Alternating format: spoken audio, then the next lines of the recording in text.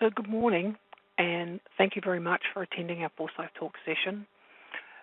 This session is a longer version of the session that we ran in Las Vegas for the EDGE conference, and I'm hoping to work in some demos and things like that as well. But the topic of this is the AIX performance tuning, and we're going to focus on CPU and memory. And again, if you want to download the handout, you can find it at this link here.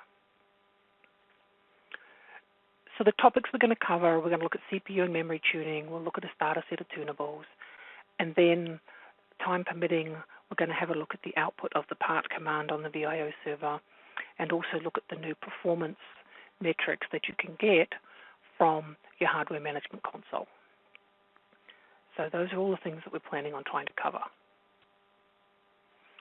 So let's start out by talking about what you should be thinking about when you do performance tuning.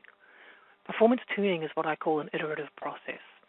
What that means is that you don't just get up one day and decide, I think I'm going to go tune a system. The first thing you have to do is take some kind of a baseline. You need to know where you're at before you can measure whether or not you get any benefit from the tuning. So you need to figure out what constitutes a baseline for you. For me, a baseline tends to consist of nmon output, some scripts that I've written, and also IBM's perf PMR. Since if you do have a performance problem, IBM's going to ask you for a perf PMR, you may as well integrate it into your baseline. That way you can have a perf PMR before the problems occurred, and then you would have one for afterwards. So just keep that in mind. And you should take baselines regularly, preferably before you make any kind of changes if you've got a big change window, because that gives you a before and after picture of what happened. And as you all know, when you make changes, everything that goes wrong afterwards is your fault, even if it isn't caused by the change that you made. So these baselines are very important. So moving on to CPU. Most people now understand this, but when Power 4 and 5 first came out, people really didn't understand the difference between logical and virtual processors, etc. So whether or not you have SMT turned on, you will still see a logical CPU count. Logical processors actually represent the SMT threads. So if you have SMT4, you're going to have 4 per processor. If you have SMT turned off, the logical CPU count actually is the count of the virtual CPUs or the real physical cores. So if we look at this, there's some things to note. For the dedicated cores here, you'll notice that we have a one-to-one mapping of virtual processor to core. Under the covers, they're actually virtual processors, but they're still called Proc0, Proc2, etc. So here, each virtual processor is going to map to a physical core. And throughout the time that LPAR is up, it will always be the same core. That means there's no latency in terms of getting dispatched to that core because the virtual processor doesn't have to wait for the core. In terms of the LPARs that are using micro-partitioning, it's a different story. And the issue that you tend to face there is that those partitions are basically dependent on what the virtual processor is set to and so on. So if we look here, we have a virtual processor, we have 2 of them actually in LPAR 1, and they're set to 0.6. That's a total of 1.2, and this is our entitlement here. The entitlement always gets divided pretty much evenly amongst the virtual processors. So what this would mean is when I want to dispatch this LPAR, I have to get 2 cores to dispatch to because 0.6 plus 0.6 is greater than 1. So I'm going to be looking for 2 cores down here that I can get dispatched to.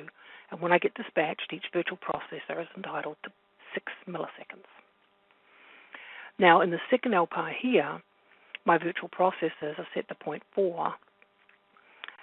So technically that means they could be dispatched to the same core because 0.4 plus 0.4 is 0.8, which is less than 1, or they could be dispatched to 2 separate cores.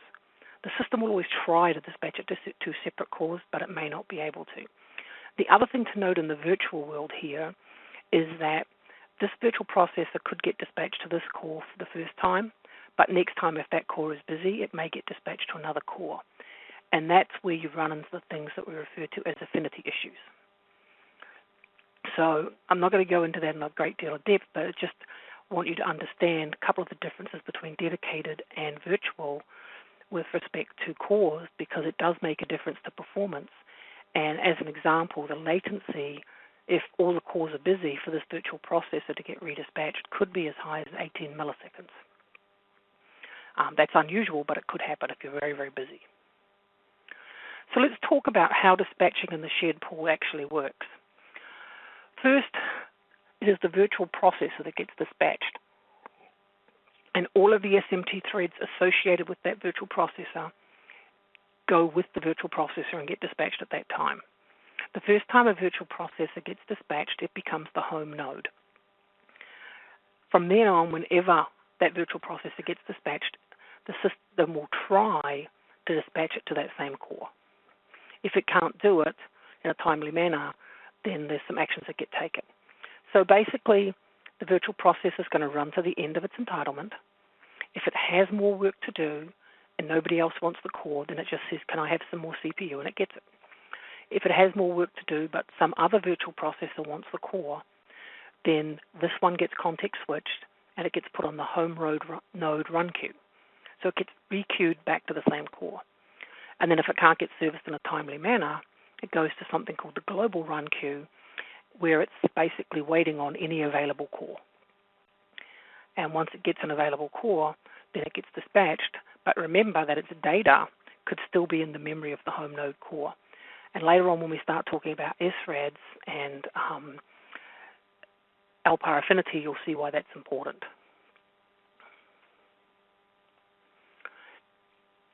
So I'm using SMT4 as an example here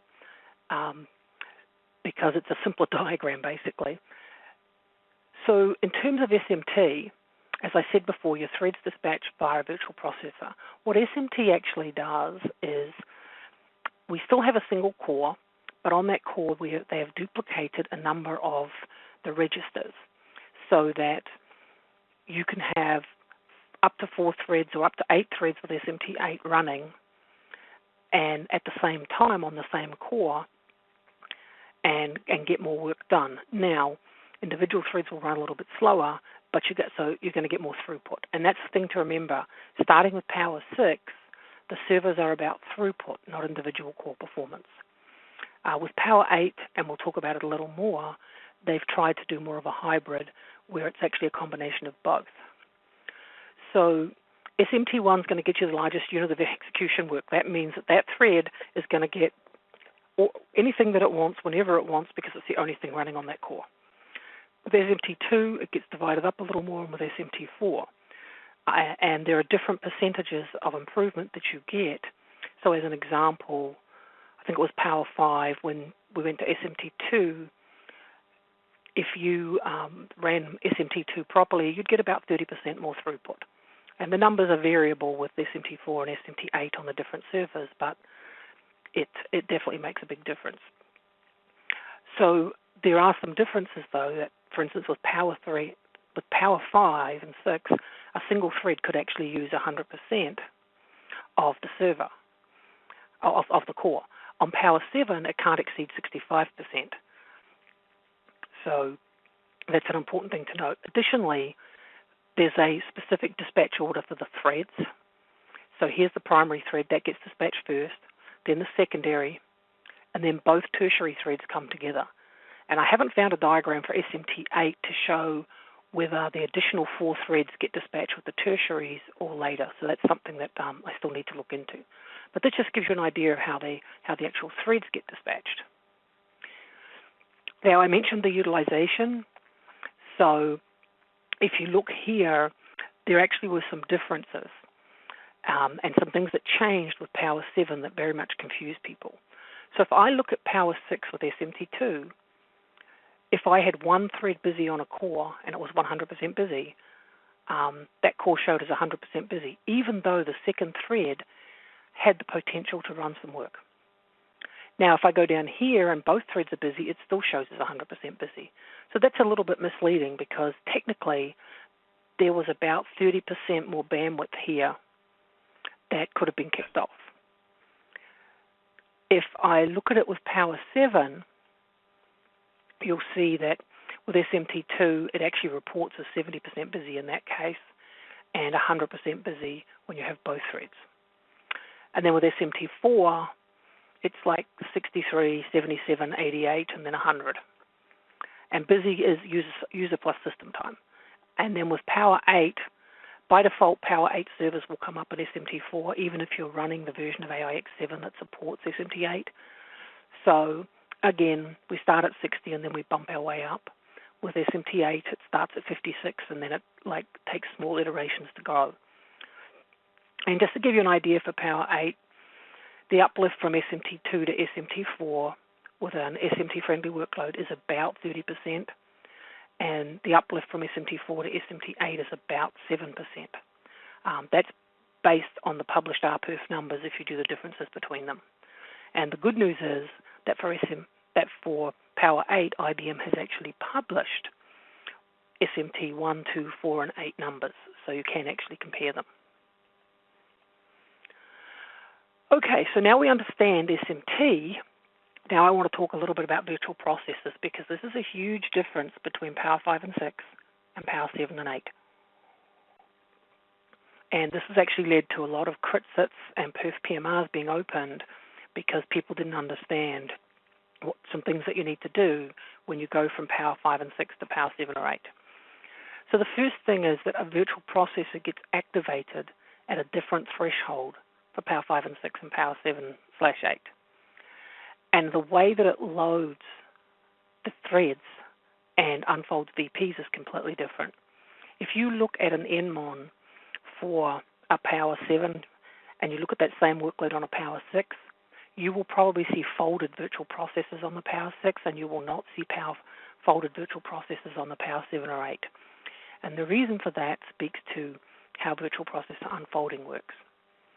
So with Power 5, Power 6, it loads the first thread, then it loads the second thread, and once it's at 80%, it unfolds a virtual processor. So it's not uncommon on Power 5, 6 to see folded virtual processors because it only unfolds virtual processors once the first virtual processor or second are at 80%. Power 7 and 8 take a completely different approach. They're going to load the first thread on a virtual processor to 50%. Then they unfold another virtual processor. They continue to do this until all the virtual processors have been unfolded. Then they go back if they need more bandwidth and they use the secondary threads. They load all of the secondary threads across all of the virtual processors. Then they go back and they do the tertiaries. And they call this raw throughput mode. And this speaks to what I mentioned about with Power 7 and 8, they're trying to do a balancing act.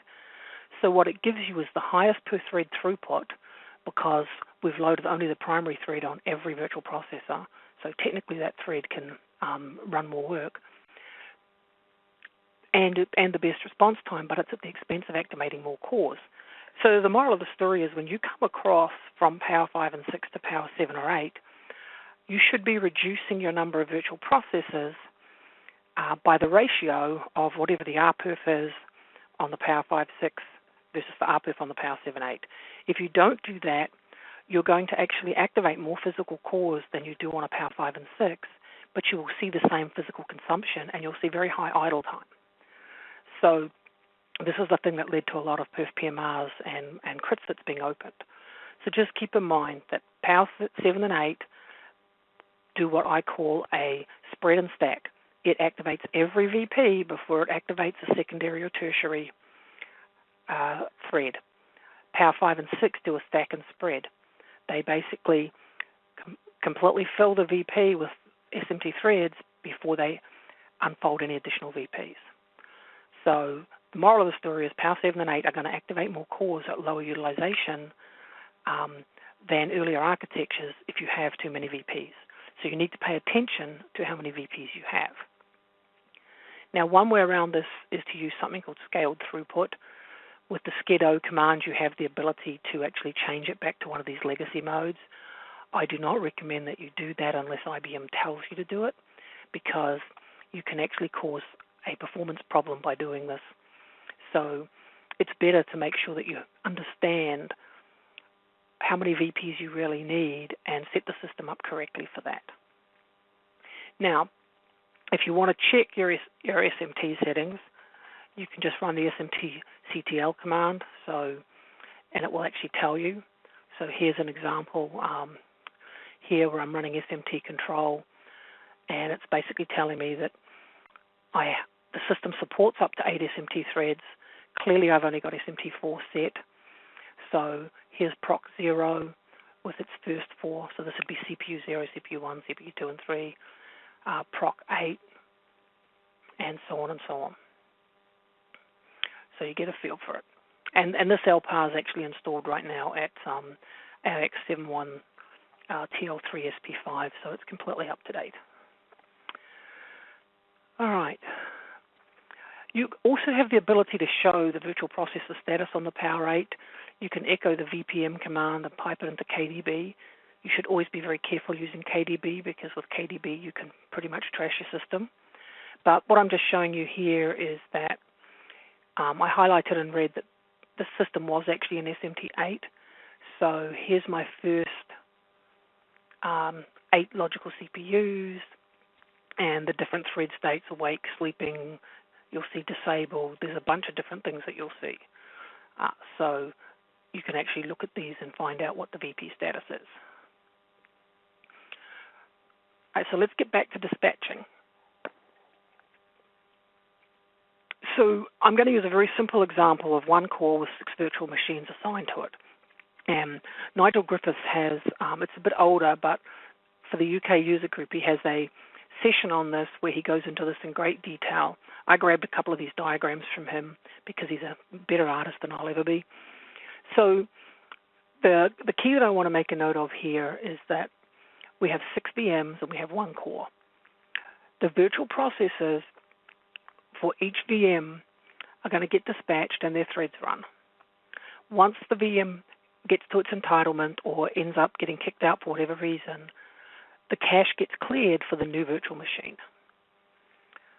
And the things that will cause the CPU to be yielded are that virtual machine reaches its entitlement, or it runs out of work, so it actually does what we call a seed, or it may issue an I/O so that every thread is waiting, in which case it'll also do a seed. So what happens is every virtual machine has to be dispatched before any virtual machine gets redispatched. Once they're all done, the system checks and says, is there any time left on this system? So in this case, we're assuming our 6 virtual machines took 6 milliseconds, so we have 4 left. So if you look at this diagram, here, 1, 2, 3, 4, 5, 6. So this is the point at which we would start to redispatch VMs. All right. And so now we look at the waits. If all my VMs are requesting additional time and I've got 4 milliseconds left, we look at their waits, we sum up those waits, and then each VM would be assigned the ratio of their wait to the total wait, and then obviously turn that into milliseconds. And that's what they get dispatched for. So if you look at what happens here, the little light blue guy needs to run 3 times. And so he runs, he loads his stuff in the cache is hot. All right, when he finishes, the cache gets unloaded, other people are doing stuff. When he comes back in, he has to reload the cache. So basically what happens is you lose a little bit of CPU cycle because we're busy loading caches. If this is the way this LPAR normally runs, and let's say we gave it an entitlement of 2 milliseconds, which is 0.2, and it really needs 4 every time it runs, what that means is that, let's say it gets 2 plus 1 plus 1, what that means is that every time that LPAR runs, it's going to have to be dispatched 3 times, and it's going to have to deal with reloading the cache, etc., and that's going to hurt the performance because it doesn't run at full speed. So if you know that virtual machine is getting dispatched a lot and really needs 4 milliseconds, then you should change its entitlement to 0.4. The higher the entitlement, the longer the dispatch window, and the cache stays warm longer, so you have fewer cache misses. So that's the point that I am trying to make with that. Now, in terms of entitlement and virtual processors, we've sort of talked about this, but the utilization calculation for CPU is different. We unfold our VPs sooner. And we unfold them at lower utilization levels than we do on Power 6 and Power 5. And that can, if you've got too low an entitlement, one of the things you can look for is what the virtual context switch is showing as an LPAR stat. And I've got some examples of those coming up. So in Power 7, you have to pay more attention to the virtual processors. And again, if you have, like, let's say a core assigned and it's rated at 8 RPerf on whatever box it's on, and you're now assigning a core on a Power 7 which is rated at, let's call it 14 RPerf, but you've got the same workload running, then you don't need the same number of cores. So again, you need to reduce your VP counts when you come across. If you look at a nmon report and you're only using your primary threads, then you've probably got too many VPs. And again, we've got to look at using realistic entitlement to VP ratios. So as an example, we all know that on a Power 8, I can set it to 20x. I can have an LPAR that is 0.05, and I can have 20 of those sharing a core.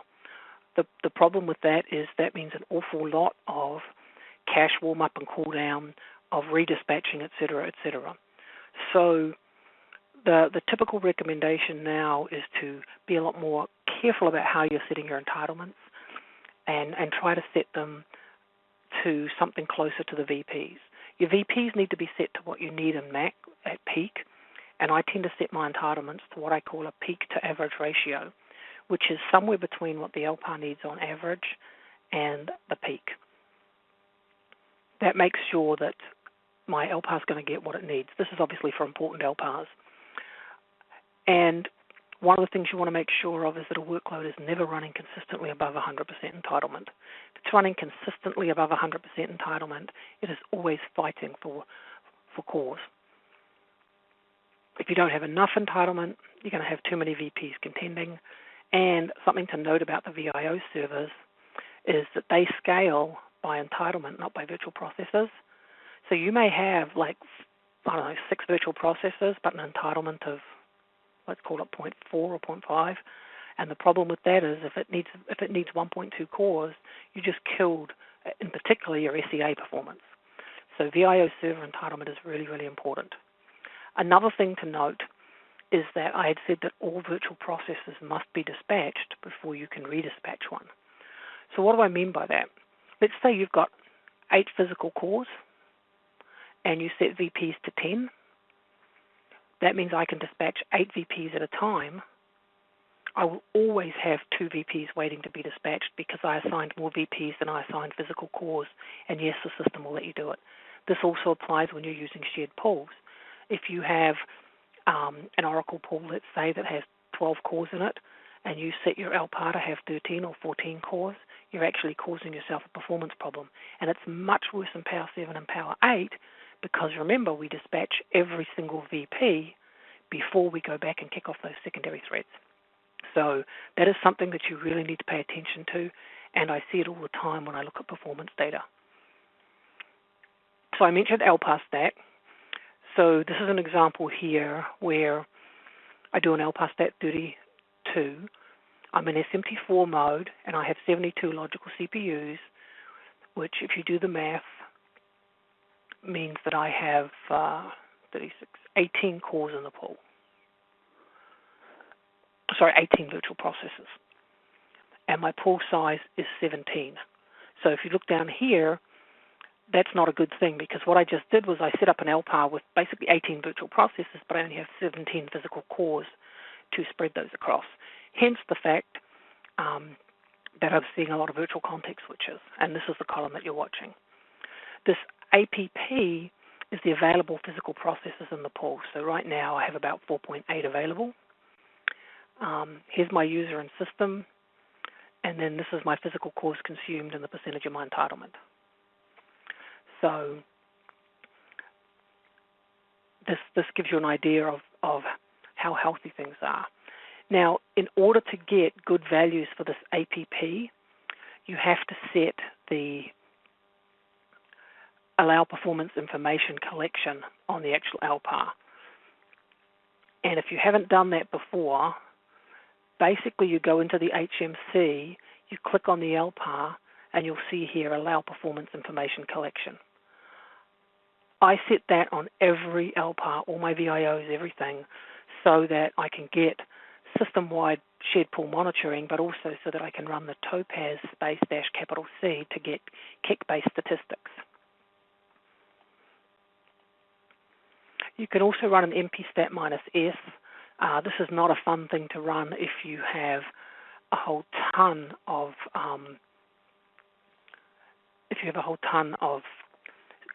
logical CPUs. Like when you get to 120 logical CPUs, it's just not pretty.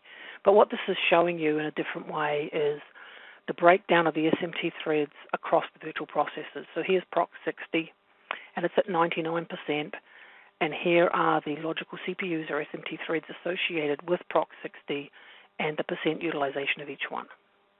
So it gives you an idea of how you're using your primary, secondary, and tertiary threads. And then here's a Power 8 example just to show you it's spread across 8 threads. Unfortunately, this system was not busy, but it just gives you an idea of the data that you can get. A new one that I just found out about is the MPStat-V. This came out, I want to say, around SP4 or SP5. But basically one of the things that it gives me is the ability to monitor the VP activity. So here's my virtual CPUs, that their user and system is here, and then it actually breaks down what that looks like by thread. So it's just a different way to look at the same data. And then it gives you some physical busy and physical consumed and so on. So let's talk a little bit about avoiding problems. I always start with stay current. The reason for staying current is that as they bring in new technologies, some of the commands change. So if you don't stay current, you can end up doing emulations. And of course, we all know that when you open a call, the first thing they're going to tell you is to upgrade. This is particularly important with things like firmware. Your firmware really does need to be kept up to date. A lot of performance problems, and particularly with respect to 10 gig cards and 8 gig cards, get fixed in firmware. So when you do firmware updates, don't forget to check the firmware on your cards. And you can do that, on the actual LPAR by using the LSM code -A, which is what I'm just doing here. So you can see that my server is at this level. This LPAR is actually completely virtualized, so it's not going to show the microcode for the cards, but if it was the VIO server, it would. All right, there are a lot of known memory issues with certain levels of AIX, specifically 61TL9 SP1 and 71TL3 SP1. So if you're on those and you're having memory issues, you should update them. And just as a heads up, SP5 on both of these is the level that you need to be at to support the latest Power 8s, which is like the E850. And they require the HMC to be at 883. The preferred Java for Power 7 and Power 8 is 7.1 SR1. You can do Java 6 SR7, but that's the minimum that you should go to. And then there's a specific WebSphere version. The reason I bring those up is because a lot of people moved LPARs across and didn't realize that with some of the older WebSpheres, etc., they had embedded Java in them, and the Java was back level, and it killed their performance. There's a whole section on this in the Performance Optimization and Tuning Techniques Red Book. I mentioned that for Power 8, you need to be on version 8 of the HMC. It does not support any Power 5 or earlier servers. So if you have Power 5 servers, this might be the time to bring in a new HMC which has more memory and put HMC 8 on for the new Power 8s. And the comment here about not all workloads running well in the shared processor pool. If you remember, I talked about how in the shared processor pool, certain the virtual processors are not dedicated to a specific core, so although we try to put it back to the same core, that doesn't always happen. So if you have applications of polling behavior, if they're latency sensitive, so for instance trading systems and so on, or if you have CPU intensive apps, and examples of that are high performance computing and SAS, and they want to basically just suck up as much CPU as they can, they don't behave well in the shared processor pool. You can still use SMT, but you're better off to run them dedicated. So if you think you have a workload like that, you may want to try it both ways.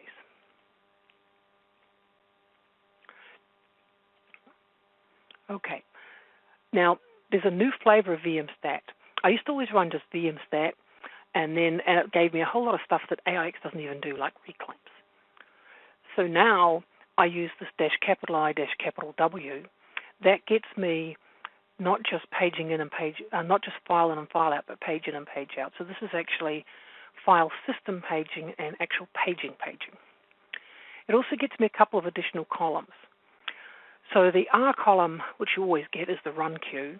That's basically the average number of runnable threads.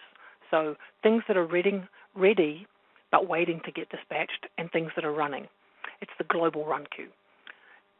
Now, one comment on it is that you'll normally see numbers in there. That's because your memory gets broken into memory pools, and each memory pool has an LRU daemon that controls it. Those LRU daemons will show up in that global run queue. So it's not uncommon to see things in there. So don't freak out when you do. But if you see big numbers, like in the hundreds and things like that, then yeah, you want to look at it closely. The B column is things that are blocked, every number of threads blocked waiting in the wait queue. They're basically waiting on resources or I/O of some kind. The P column is actually resources that are blocked waiting on raw I/O. And the W column is resources blocked, number of threads blocked waiting for file system direct I/O or concurrent I/O. So this is where you might see if you've got CIO or DIO issues. So these two columns are specific. The -I gets you the P, the -W gets you this W. So those are some of the new ones that you can see. Additionally, over here we have user and system time, idle and wait. And I'll tell you now, I'll go into it more on the I/O one, but I ignore idle and wait. I pretty much care about user and system. But remember, it's a percentage, and it's a percentage of not a whole heck of a lot that's meaningful. So you're better to look at these last two, which is physical cores consumed and your percentage of entitlement. So here my entitlement is 2, and I'm running at 2.42 for the last 60 seconds, so I was at 121% of my entitlement. So maybe I need some more entitlement. Depends. I mean, if it did that for 2 minutes and it didn't do it ever again, I don't care. But if it did it, if that's how it normally runs, then we need to look at that. And what I typically do is I run a long VMstat, and I dump it into a spreadsheet, and then I take averages and maximums. So in this case, if you look down here, you will see that even though my entitlement was 12, for the period of time that this was running, I used 13.14 physical cores, and my entitlement, I was at 109%, and I peaked at 120. So this is where I might think about adjusting that entitlement. And again, it just depends on the time span. Other than that, there was nothing particularly exciting in any of these values. I ran it on my power rate just to show you what it looks like. It basically looks the same. So now we can also look at the mpstat-h. This shows me physical cores and context switches. So what I'm interested in here is the voluntary and involuntary context switches. And again, this system wasn't particularly busy, but if you start to see a lot of involuntary context switches, that typically is a sign that you are having to give up the CPU when you're not done. Voluntary context switches are when you decide to give it up early. In terms of detailed CPU statistics, you can get those from the alpastat-d. But again, it's basically the same data that you're going to get from a VMstat with your physical cores and your percentage entitlement. You can also get these summary hypervisor statistics, and this is where it gets interesting because it gives you not just phys-cn and percent entitlement, but it also gives you logical busies. It gives you the APP field, which is the available cores in the pool. It gives you the virtual context switches, and it also gives you the phantom interrupts, which I'll talk about a bit more in a minute. And this is just another way to break down, how the VPs are using the cores. You could do it with the SAR-MU-P, or I don't tend to use SAR a lot because there's some configuration things you need to do, and I can get the same information from my MP stats, etc. I mean, this is just another example of going over entitlement. So Again, you look at the average. But what this does allow me to do is I can go through my FIZ-C and I can sum them up to find out how much of the core I'm using on that virtual processor, which, as you saw earlier, there's other ways to get that same data. All right, we're going to look at a few nmon reports very quickly. And this one is the first one that you'll see. It's a summary. Now, one of the comments I want to make, and I'll do this first, is there are multiple versions of nmon out there. There's 33G, 35, and the latest one is 46. So one of the things I found is that in all of the versions after 33G, it doesn't always show all of the CPU stuff. So I want to show you this. So this is 33G, and if you notice, it's showing me all my CPU threads. Now, the system's not doing anything, but I just wanted to make that point with you. If I look at it with 46, nmon 46, I get the 6 threads not shown. It only shows me a couple of the threads. And I see that consistently with all of the nmon reports above 33G. So what I tend to do now is because the latest reports actually add some new stuff, what I've started to do is I've started to analyze my reports twice, once with 33G to make sure I get that particular one correct, and then once with whatever the latest is, which right now is 46.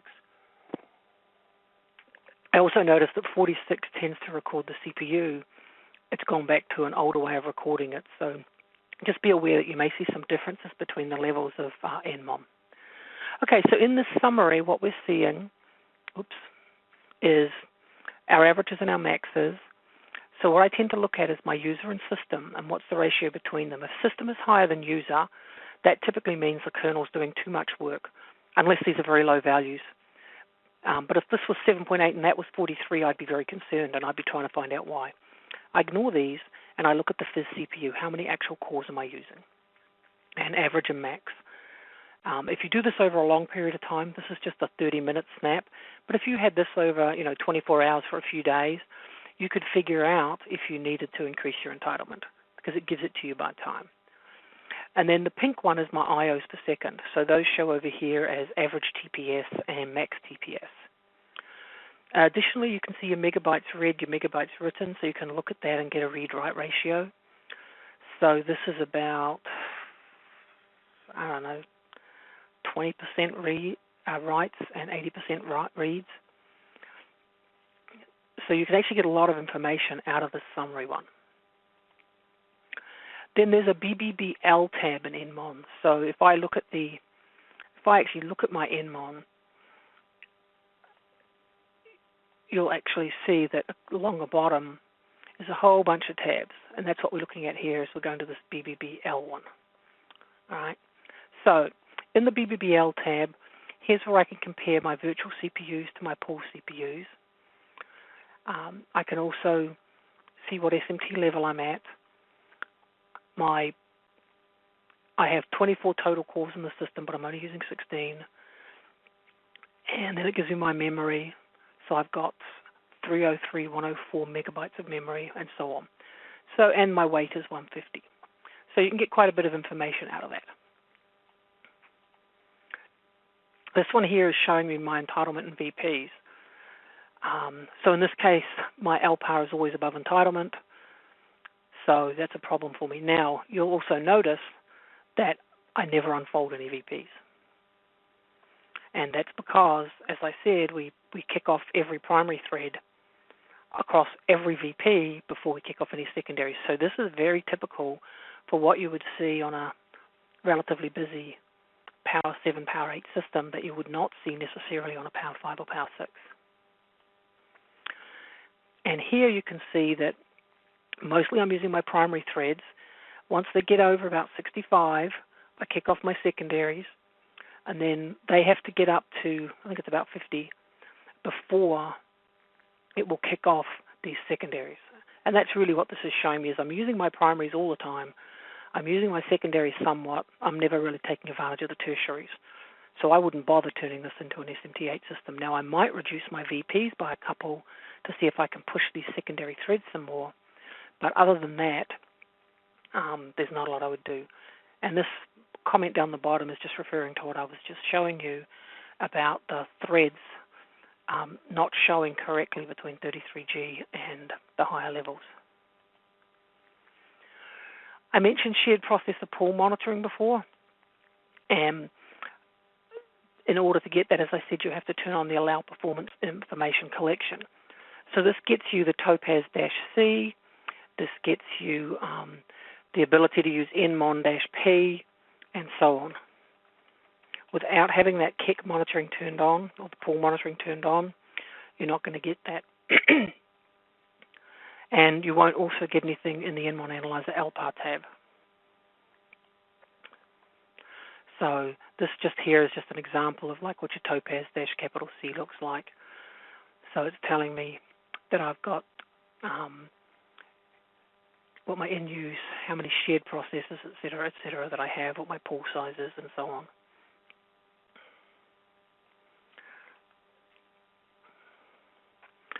And this is a better example here. It's showing me my pool size is 16, my available pool cores is 16. Here's my virtual context, which is by LPAR, and so on.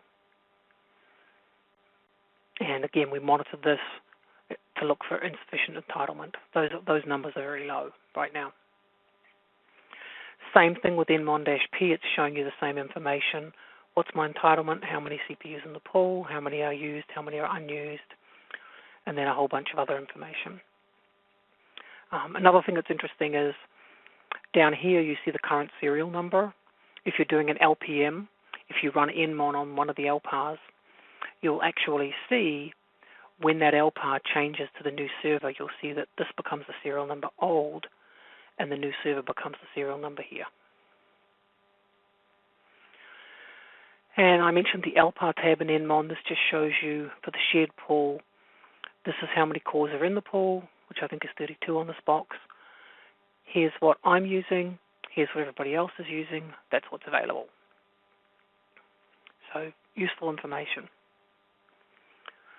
All right, so that's it for CPU. Now we're going to go and look at memory. So we take a little step back here and a little bit of basics. There's two kinds of memory. There's persistent memory, which is backed by file systems, and there is working storage or dynamic or whatever you want to call it memory, and that's the executables, their work areas, and those are backed by page space. So the reason we bring that up is oops, what did I just do? Hang on a second, I did something weird.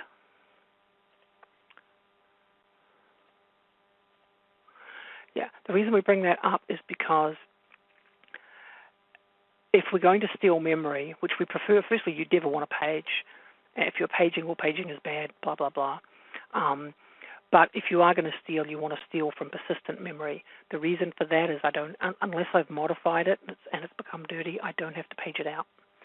If I steal from working storage, I always have to do a page out operation before I can take that page. So that's something that you should really remember. And the working storage is going to show as AVM and a VMstat-I. You have to do a whole lot of math, multiply it by 4096, or you can look at the percent computational, which is what shows at the bottom of the VMstat-V here. So I've got 10.1% memory is used for computational pages, but this LPAR is doing nothing. So, okay.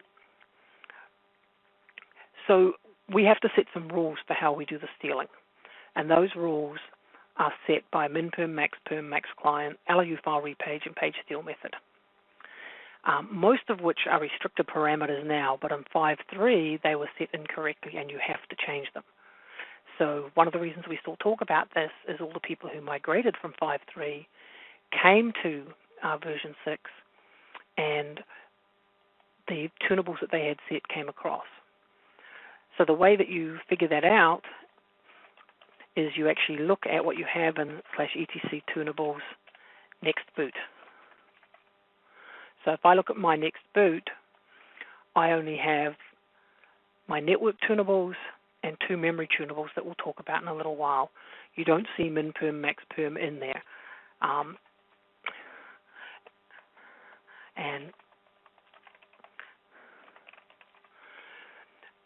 And max-perm by default is restricted, and it's set to 90. So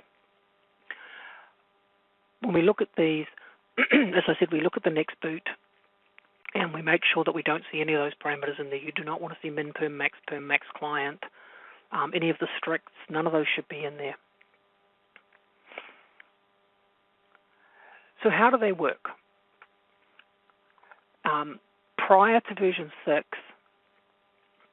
and LAU file repage, the way that it worked was that if file systems were using more than max-perm or max-client, then we would always steal from file systems. If file systems were using less than min-perm, we'd try to steal from executables, and if it was in between, there was a calculation that had to take place. So max-perm is a soft cap, max-client is a hard cap, and max-client is a subset of max-perm.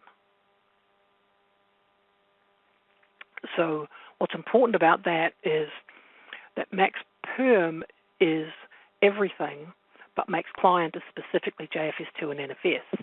When people were running JFS, just JFS, not JFS2, they would do things like reduce max-client to 20% so that it changed the algorithm such that it stole from file systems sooner, which is what you want to have happen. Unfortunately, when they went to JFS2, by not increasing max-client, they automatically reduced max-perm because by not increasing max-perm, they automatically put a cap on max-client, and max-client's a hard limit. So they were actually restricting their JFS2 file systems to 20% of memory when before their JFS, once it was over 20%, could still continue to use memory, but it would get stolen sooner. So you need to make sure if you've gone from 5.3 to version 6, or if anybody's been tinkering with this, and I bring this up because a lot of the old DB2 and Oracle documents tell you to change these. You don't want to change them from the defaults. So basically the new rules are you leave them at the defaults. So min-perm will be 3. If you want, you can bump that guy to 5. He's not restricted. But you leave max-perm, max-client, and LAU file repage at their defaults. And by doing so, you change the algorithm. Because what happens, and I'm talking version 6 and above, what happens now is the rule is a lot simpler. It's basically if file systems are using more than min-perm, then we'll steal from file systems. It's a strong recommendation to the LAU daemon. If they're using less than min-perm, then we will most likely steal from executables. Now, max-perm and max-client are still in play because, as I said, they're hard limits, which is why they need to be left at 90%. So just something to watch out for. And even if you're on 5.3, TL4 or higher, they should be set. They are not set by default on 5.3. They are on version 6 or 7. Page steal method is another interesting one because in 5.3 it's disabled and in 6 and 7 it's enabled. So what does it mean? So if you do a vmstat-v, one of the things that you'll see is you'll see this line that says you have so many memory pools. Basically, when the system boots, it takes the memory and it breaks it into memory pools. It supposedly does it by dividing the memory by the number of CPUs. There's a value that's set that's normally 8. And so for every 8 CPUs, you get a memory pool. Actually, I have never found that to be the case. And I've actually had 2 systems come up with the same number of cores and the same amount of memory and have different memory pools. So just go to the vmstat-v and see how many you have. All right. For every memory pool, you get an LAU daemon. And so however much memory you have gets split relatively evenly amongst the memory pools. Early on, there were some bugs and that wasn't happening, but that's not the case anymore. So what the LAU daemon does is he spends his time scanning a memory pool looking for free pages. If page steal method is set to 0, the LAU daemon will scan all pages to free up pages. So that's all file system pages and all dynamic pages. If I set it to 1, I scan only the file system pages. Now, why do I want to do that? Well, we've already said we prefer to steal from file systems, and in fact the default for LRU file read page is 0, which says please do that. So to give you an example, and this is a very simplistic one, I like easy math, I got 500 gig of memory, and I got a 50-50 split file systems and working storage, and I have 5 memory pools. So with 5 memory pools, I have 5 LRU daemons. Since I have 500 gig of memory, each LRU daemon's controlling about 100 gig of memory. If I have page steal method set to 0, then I'm going to scan all 100 gig of the memory in each pool, looking for pages that I can free up, even though I really don't want to touch those executable ones if the executable is still running. If I have it set to 1, then I'm only going to scan the ones for the file systems, and what it does is it actually creates 2 separate lists. When you set it to 1, it creates a list of file system pages and a list of executable pages or dynamic pages. So by doing that, I now just scan the one for file systems to try to free up the pages I want. If that's not enough, then I'm not going to have a choice. I'm going to have to keep scanning. What this does is it reduces CPU. That scanning all uses CPU. So if you combine this with concurrent I/O, you can make a significant difference to your CPU overhead. I have paging in here because it's a big bugbear of mine. A lot of people will create multiple page spaces. By default, the VIO server has 2 on the same disk, which is just ridiculous. You never ever have 2 page spaces on the same disk. If you're going to have paging, you need to make sure that you can page fast. And the way to do it is have multiple page spaces so you can page in parallel. The page spaces do not all have to be in root VG anymore. There was a change made that allows some kernel pages actually to go outside of root VG. What you do need to do is make them all the same size. The reason for that is if you look at this, if I'm paging, it try to do it in parallel, but it also does it round robin. So I'm going to put a page here, and a page here. Well, if this guy's 512 meg, and these guys are 16 gig, and he's showing as 100% full, that means that every third time I try to write a page out, I'm going to get this page space is full. So then I'll have to redrive that page. So not only am I paging, I'm paging slower. You don't want to do that. You want to make sure that your paging is done properly. And the difference between an LSPS-A and an LSPS-S is you want to see that the percent used is the same. If this number here is larger, what that tells you is that somebody in their application has turned on something called early page space allocation. And you'll see this in older applications. What that does is the application tells the system that the minute the application opens, it is to reserve page space in the page data set, even if it never uses it. Versus what we do in AIX, which is deferred paging, is we don't ask for page space until we absolutely have to have it. So you don't ever want applications running that way, and an indicator that that's happening is if the average across here doesn't match this average. The note here about the VIO server, the first thing I do when I get on my VIO server is I blow away the second page space and I increase my first one. As of the very latest version of the VIO server, not just FixPack 24, it is still being built that way with a fresh install. So they've supposedly been fixing it, but it hasn't happened. Best practices, all paging's bad, but if you have to page, make sure you've got more than one page volume, make sure they're all the same size, make sure they're on different disks or LUNs. Do not put a page space on a busy LUN, for instance, your Oracle Redo LUN. That's not a good idea. If they're on internal or non-rated disks, they must be mirrored because root VG pages can go outside of root VG, the kernel pages. If you lose a page space, it's a very bad thing, so make sure it's mirrored. And the last thing is a lot of people have a very small root VG. Maybe you're serving it through vSCSI or MPIV and you're just giving 30 gig. If you can't make HBD6 as big as the others, then what I do is I always run etc/rc.local out of a init tab at the very end. And if I can't have my HD6 as big as the others, I just do a swap off in there. So I actually swap it off. That way, my paging is all the same size. And that's a perfectly legitimate thing to do. Okay, so looking for memory problems, you have a number of different commands that you can use, and we're going to look at some of these. So the first thing we'll do is we'll look at computational memory use. This is going to show as AVM. So here I've got 807.668, which when I do the math, that's about 3 gig, which is about 9% of the 32 gig in the LPAR. And if I was to look at nmon analyzer or vmstat-v, that would show as %comp. If that gets near or greater than 97%, you are absolutely going to be paging, and the only fix is more memory, or find out where the memory leak is. There's a bunch of different commands you can use. There's an svmon that lets you sort by page space use. You can sort by pinned use. You can filter out all of the working storage, etc.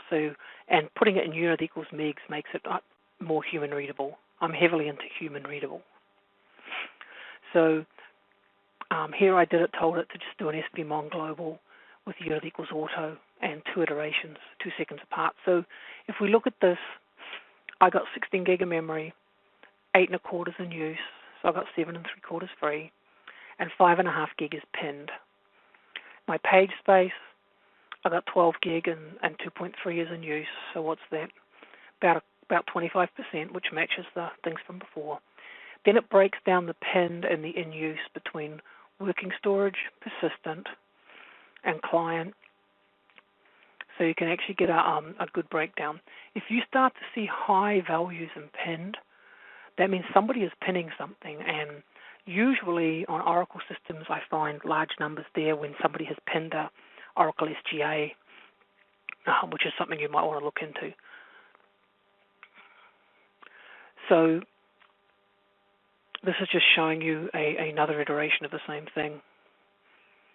And I added the affinity equals details so I can see, for the memory, how it's broken down across the cores. This is showing you the sorted by page space use, so you can get a feel for what the in-use is here for page space by command. Surprise, surprise, Java's the biggest one. Then we go into some of the nmon reports, and if you look at the memnew tab, what this is showing me is what % is system, what % is process, what % is file system cache, so you can get a feel for what these numbers are.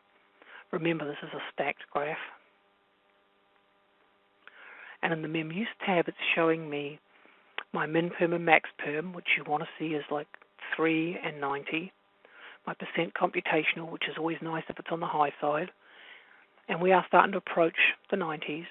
And then my num perm, which is the percentage of memory that's used for file systems. So again, that's nice and low. Now, I had talked about affinity, and now we're going to talk about SRADs. So when you're using the multi-node systems like a E870, E880, 770, etc., local, near, and far have meaning. So a local SRAD is when my memory is within the same chip. And that's going to show as S3, and I'll show you what I'm talking about there when I run one of the commands. A near SRAD is within the same node, but on a different chip. So, and then far SRAD is on another node. So that's when I go from one 770 node to another 770 node and so on. There is a huge difference in performance between near and far when you're talking about the multi-node boxes. Now, on something like an 824 or a E850, where everything's in one kek, there really isn't the concept of far. It's really more local and near. So we are interested in affinity because the difference, if you ever look at bandwidth numbers, and I'm thinking of like the 770, I think the difference was something like, went from something like 192 gigabytes per second if you were within the kek, and it dropped to something like 50 or 60 gigabytes per second if you went across keks. This is one of the reasons why companies like Epic want you to keep your whole LPAR within one kek. So there's a bunch of different commands that you can look at, and as I said, the further the difference, the longer the latency. The kind of things you want to look for is where I have CPUs that have no memory on them, or I have memory with no CPU that are active, and so on. And a lot of the corrections involve new firmware, changing entitlements, LPAR memory sizing, and you can use the dynamic platform optimizer, which I think it's a licensed product, to actually manage from the HMC to make sure that your LPARs are getting the best affinity. So let me show you what I'm talking about. All right. So I've been configuring systems for a long time, and I always used to do things like configure the system with half the memory DIMMs empty, because then if you want to add memory later, you can add them without having to basically rebuy memory. Well, now we don't do that if we can help it, and one of the reasons why is because if I have a core with no DIMMs and that core gets activated, whenever I'm running workload on that core, I have to either go to another core to get memory, or to another chip to get memory, or if this is something like a 770 or whatever, I'm going to another node. So now I have a problem. So the hypervisor will try not to activate cores without local memory, but for instance, if I only filled half the DIMMs, but I activated all the cores, 50% of those cores have no memory, in theory. So you need to be very careful with that, because you don't want something running here. Well, if it's running here, hopefully it's going to use this memory. But if it's running here, it's got to go get memory from somewhere. So just be aware of that. And you could see this with an mpstat-d. Remember I mentioned S3, S4, and S5? Well, this is basically telling me, and this is an 814, so it clearly, it's not going to have the concept of far, but in this case, everything's local. So 100% of my memory access is on the core that I have. This is a single socket, so I would never expect to see anything else. If this was an 822, I might see some numbers in there because I'm having to go to the second socket. So just be aware of that. And of course, if it's multi-node, then you might see some things in far. And you just want to make sure that most of what you're seeing is in the S3s. For the LS SRAD-AV, what this is showing me is that, in this case, I've got two processors and how my memory is broken down with the CPUs and so on. So if I was to run that on my little 814, LS SRAD-AV, again, I only have a single socket, so it's pretty boring to look at. But as you get to some of the bigger systems, you'll see some very different things there. All right, so in terms of a starter set of tunables, for 5.3, this is typically what you'd set. We're going to talk about these ones here in a minute because we calculate those. For version 6 or version 7, you shouldn't be setting any of these. If you've upgraded, then you need to clean up the settings by looking in Etsy Tunables Next Boot. And we will calculate these two in a minute.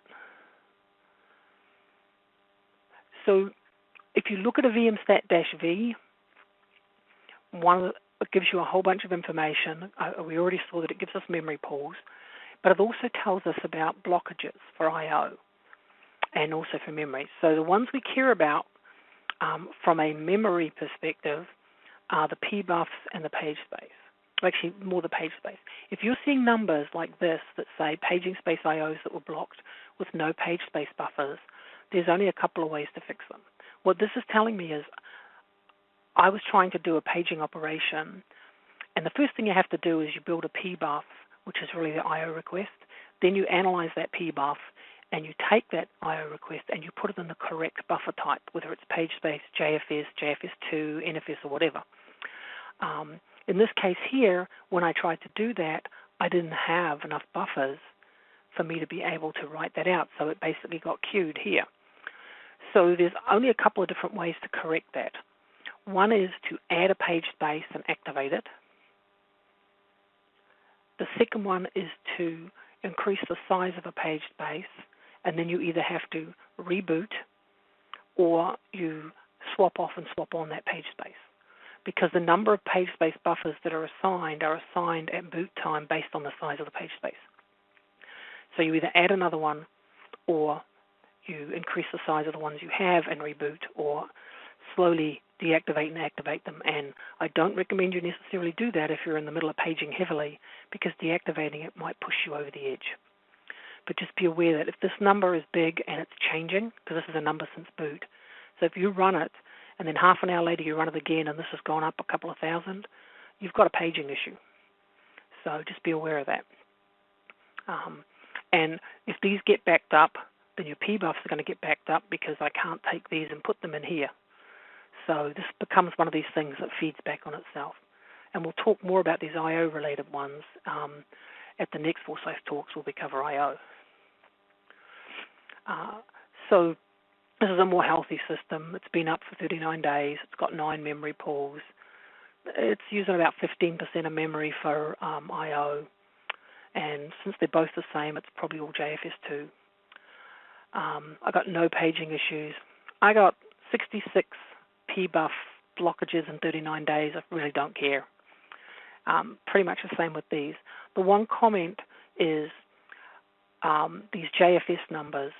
For some reason, every time I run vmstat-v on systems that have no JFS, I see a number between 1600 and about 2400, usually 2048 actually, and it never changes. So as far as I'm concerned, I completely ignore it if it's in that range. Obviously, if you see, several thousand, then you need to pay attention, and particularly if it's changing.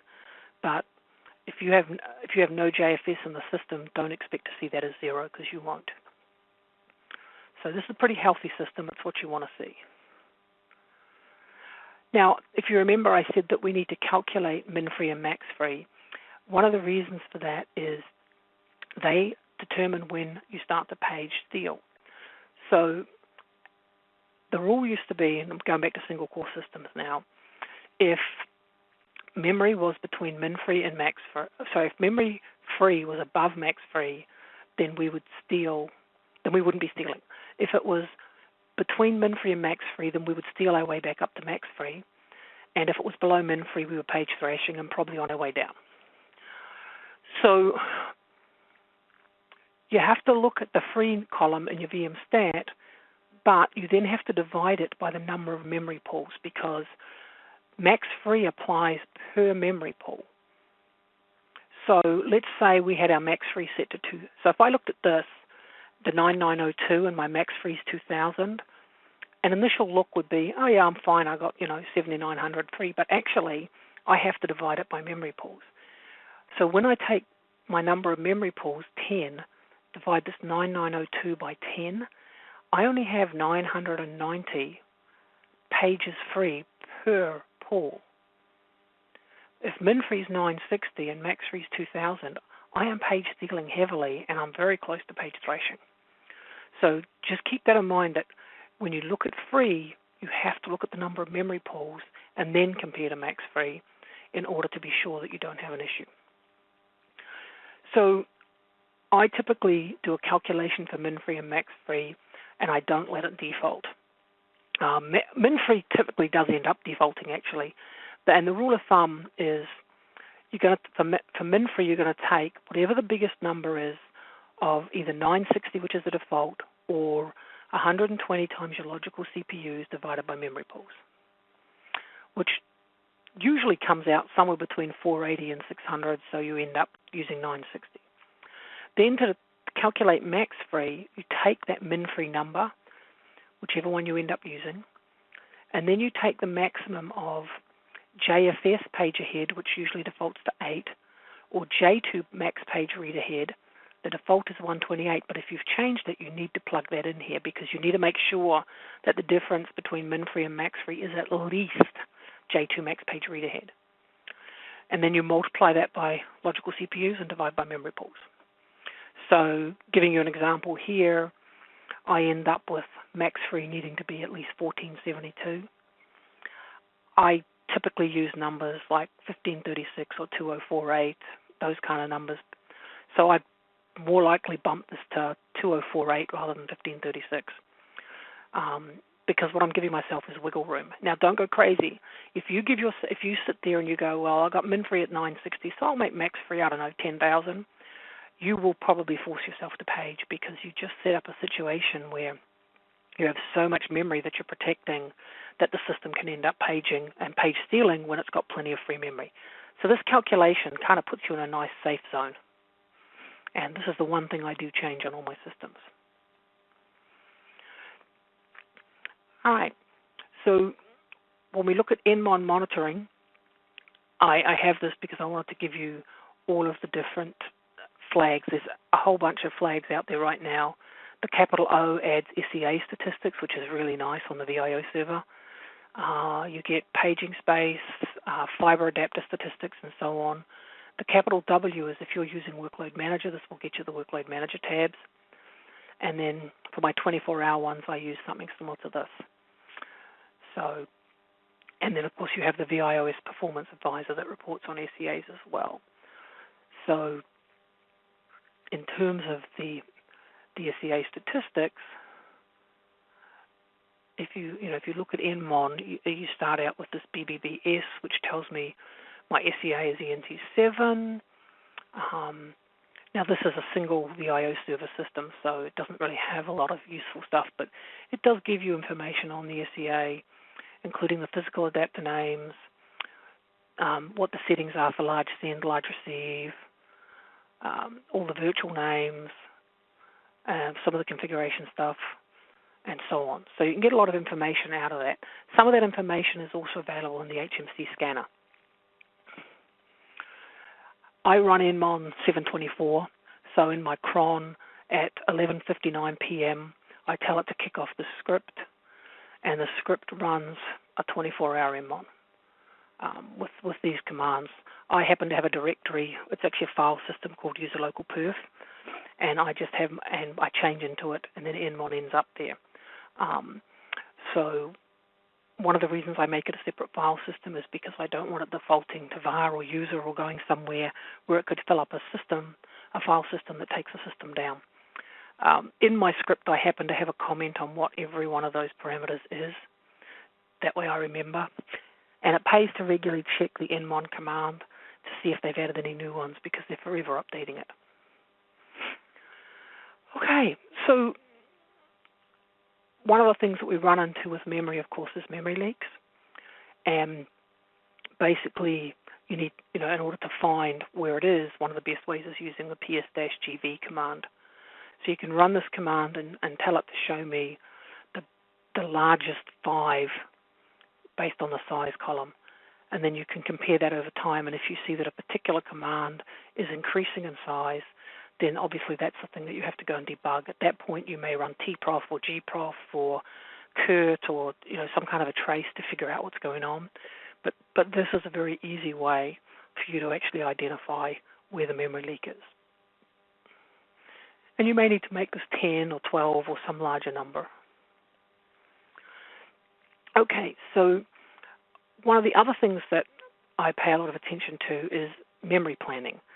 And I actually have a spreadsheet that I have up on the web that you're very welcome to use. This is the older version of it, but what I do is I use this, and I'm going to actually show you the spreadsheet that's online. It's probably the best way to do it. So it has 2 tabs. There's an input tab where basically I tell it how much memory is in the box, how much I've activated, what the LMB size is. Now the LMB size is the, if you were to go look at the server and have a look at the settings, the LMB size is the, well, let's have a look. I'll show you.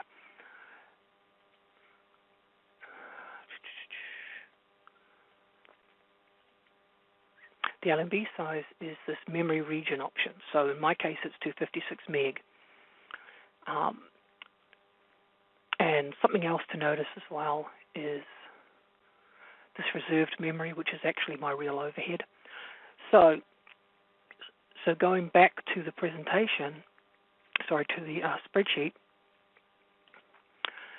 I plug the LMB size in, and also whether or not I'm using active memory mirroring, what I want for my safety net, because I always have a safety net that I start with, and if I have IO drawers attached, and how many virtual fiber channels, etc. Then when I look in the output, what I'm really doing is I'm actually calculating the actual overhead, because every high-performance port has an overhead, whether it's a virtual fiber channel or whether it's virtual fiber channel or whether it's vSCSI, the overhead is different. So every active port on a high-performance adapter is 512 meg. If it's NPIV, on top of that, you need to add 140 meg for each VFC adapter per client. So what I do with this is I basically calculate the overhead and I divide by the LMB here.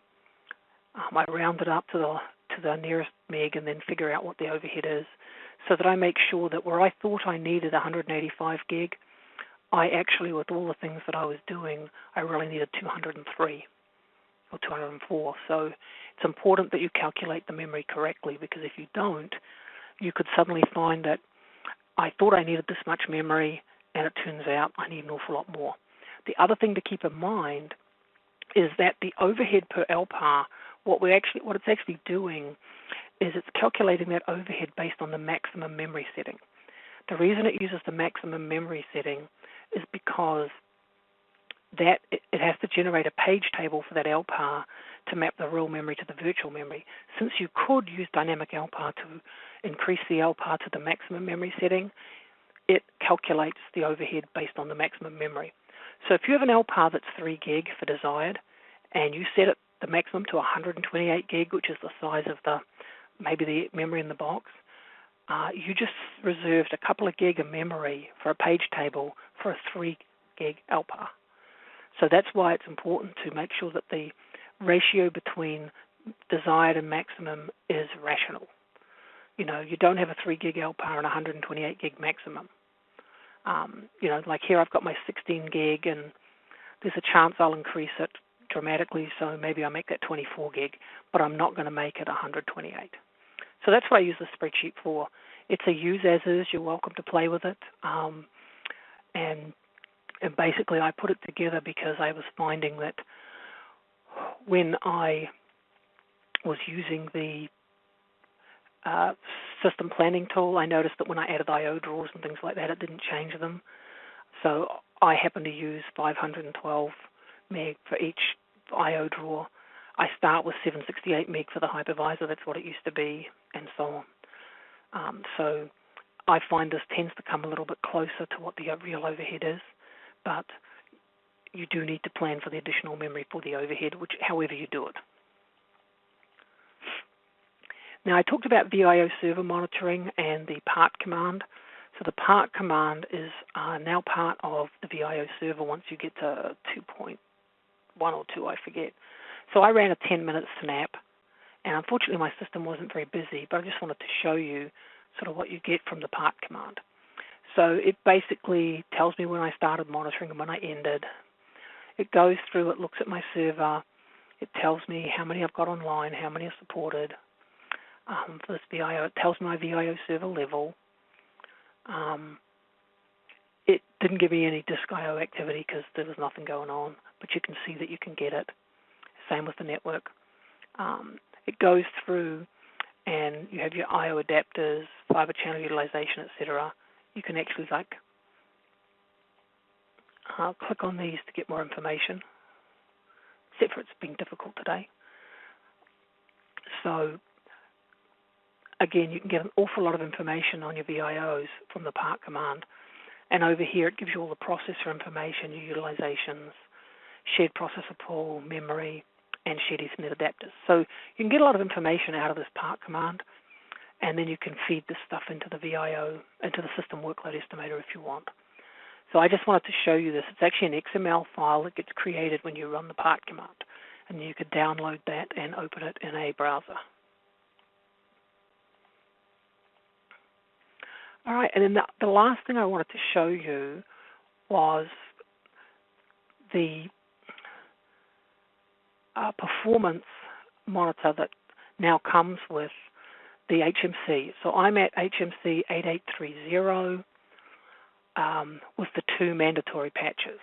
So I'm at the very latest. I can't remember if this came out at 881 or 882. But basically, if you go to HMC management, and again, this does require that you have the performance box checked on your LPARs, you can set up your performance monitoring. So in my case, I told it for this server to turn on collection and to keep the collection around for 365 days. All right, so that's how you start it. Then you wait a while, you come to the server, and over here you see a new performance tab. Now you may have to log into the HMC in enhanced mode, I forget, because with the new HMC version you have the classic or enhanced mode. But now we have a performance box where I can look at things. So it shows me it gives me this tab where it shows me the storage traffic, etc. Again, this is not a busy server, but you could see your capacity, and you can get a detailed spread if you want. You can change from, to processor utilization trends, and again, you can get more graphs. You can get aggregated and so on. You can go to memory utilization, and it shows you by LPAR, etc. I should have shown you that with the CPU as well. Yeah, here we go by LPAR, usage trends. It does the same for network. And again for storage. So it's actually pretty cool because you can get a lot of information from the actual system that's stored at the HMC. At this point, I don't believe there is a way to export that information, but that's something I know that has been asked for, because obviously it would be great if we could gather all that information at the HMC and then export it so that we can then bring it into something like nmon or whatever we use for our performance database. So I'm hoping that is coming. So with that said, I want to thank you for your time. I really appreciate you taking the time to spend with us. I do have the link here for the handout, but if any of you didn't get the handout, I've put it in the chat a couple of times what the link is. Please just feel free to send me an email.